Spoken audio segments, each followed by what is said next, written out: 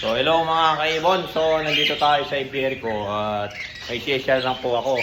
Alam nyo mga kaibon, kapag gusto nyo yung ibon medyo malayo o malayo, walang problema dyan. Basta desidido kayong kunin yung ibon at gusto nyo, walang problema. Sa SF, sa transportation, basta gusto nyo yung ibon, kaya nyo i-provide yun mga kaibon. Hindi po rason yung malayo kasi marami na pong ganyan na case.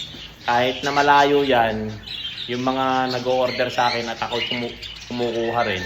Kahit na malayo, Laguna, Lucena, sa Calabarzon area, sa norte naman, mga Ilocos, Lawag.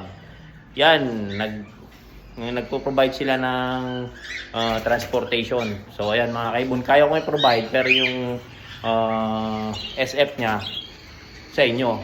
Yun lang, di po rason yun mga kaibon. So lahat po na nagsasabing pag nagtanong, yung unang tanong nyo dapat, saan location. Kung kaya nyo i-handle yung transportation, gawin nyo kung gusto nyo yung ibon. Ako kasi kapag gusto ko yung ibon, wala pang isang araw yan, go na yan agad.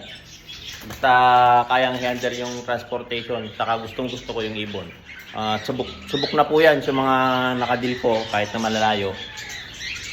Go tayo dyan mga kaibon. So hindi rason yun mga kaibon, share ko lang sa inyo kasi hindi rason yung malayo pag gusto nyo yung ibon at may pang transpo kayo. So ayan mga kaibon, na-share ko lang po at marami pong ganyan na case na na-encounter. Share lang po, share na lang po yung video kung kung kayong alam dyan ng mga kasama natin na ganyan. So ayan, peace brother mga kaibon, hanggang sa muli, paalam.